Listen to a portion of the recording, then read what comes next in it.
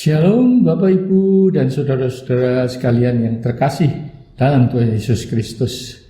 Marilah kita kembali mempelajari firman Tuhan, kali ini dengan topik jika engkau mau. Dalam Lukas 22 ayat 42 berbunyi, "Ya Bapakku, jikalau engkau mau, ambillah cawan ini daripadaku, tetapi bukanlah kehendakku, melainkan kehendak-Mu lah yang terjadi."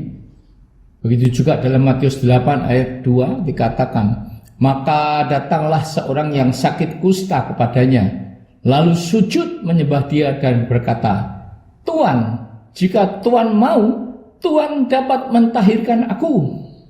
Saudara-saudara, ada persamaan yang mendasar atas doa yang dinaikkan oleh Tuhan Yesus dan seorang yang sakit kusta itu, yaitu mengakui kedaulatan dan hak prerogatif Allah, bukan doa yang memaksakan keinginan ataupun kehendak sang pendoa itu sendiri. Bedanya, Tuhan Yesus berdoa untuk penderitaan yang akan Dia alami sampai mati di kayu salib. Penderitaan yang tiada taranya, yang tidak dapat diuraikan dengan kata-kata apapun, karena penderitaan itu sedemikian sengsaranya, dan memang itu adalah kehendak Bapanya untuk mengorbankan Dia sebagai anak domba Allah untuk menebus dosa-dosa manusia, agar siapa yang percaya kepadanya tidak akan binasa, melainkan memperoleh hidup yang kekal, dalam Yohanes 3 ayat 16. Sedangkan orang kusta tersebut sudah menderita akibat penyakit kustanya dan dia ingin disembuhkan. Ada juga persamaan di antara Tuhan Yesus dan orang kusta tersebut, yaitu membayar harga.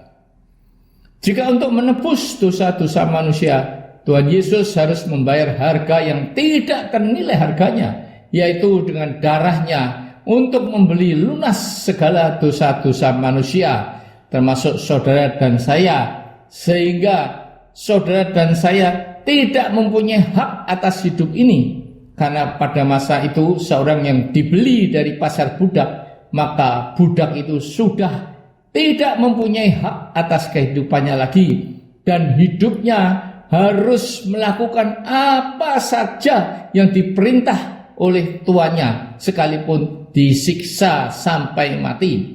Sebenarnya tidak beda dengan saudara dan saya yang seharusnya hidup menurut perintah Tuhan kita, yaitu Tuhan Yesus. Kita sudah tidak mempunyai hak atas hidup kita.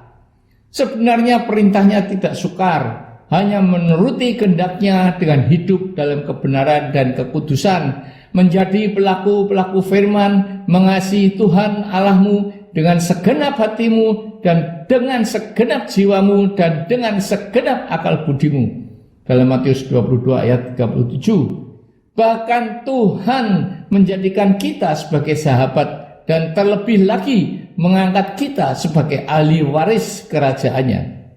Tetapi Tuhan Yesus yang begitu baik ternyata sering kita kecewakan dengan perbuatan-perbuatan kita yang tidak dapat memenuhi keinginannya, yang sebetulnya begitu mudah. Namun saudara dan saya tidak dapat mematuhinya karena keinginan-keinginan duniawi dan perbuatan dosa-dosa kedagingan yang mendukakan Dia, seolah-olah salib yang ditanggungnya sia-sia. Apa yang dibayar oleh orang kusta itu? Waktu itu orang kusta diasingkan dan hidup dalam lingkungan dan daerah tersendiri bagi orang-orang kusta. Karena waktu itu penyakit kusta dianggap sebagai penyakit menular dan najis. Orang kusta yang berani masuk ke dalam kota akan diusir, bahkan dapat dirajam sampai mati. Bagaimanakah dengan saudara dan saya? Apakah masih mau membayar harga dengan tetap setia, patuh dan taat kepada Tuhan? Apakah masih hidup dalam iman ketika mempunyai masalah keuangan, masalah pekerjaan atau bisnis, menderita sakit penyakit yang sudah menaun, stroke, kanker, masalah keluarga, baik dengan pasangan atau dengan anak-anak dan lain-lain masalah, namun masih mau mencari Tuhan dengan berkata, jika engkau mau, masihkah hidup dengan iman, dengan menyerahkan semua beban hidupmu dengan berlutut di bawah kaki salib? Hanya itu harga yang harus saudara dan saya bayar. Atau malah meninggalkan Tuhan karena sudah tidak percaya lagi akan janji-janjinya dalam firman, malah mencari pelarian semu seperti narkoba, alkohol, judi, atau lari kepada kehidupan malam, bahkan berselingkuh atau berzina sampai bercerai.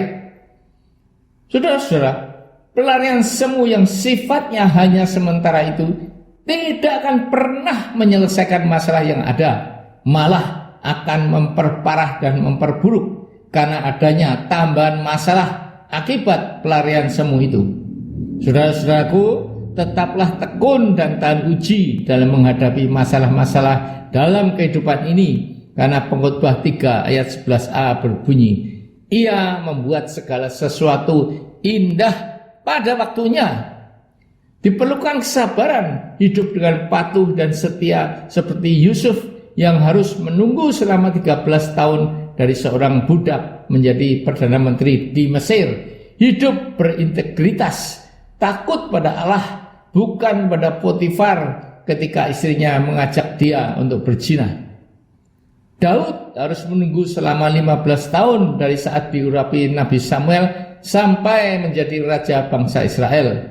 Sekalipun dia berkesempatan untuk membunuh Raja Saul yang ingin membunuhnya karena rasa iri dan cemburu, tetapi hal itu tidak dia lakukan karena dia tidak ingin menyentuh orang yang diurapi Tuhan. Bahkan dia malah menghukum dengan membunuh orang yang membunuh Saul.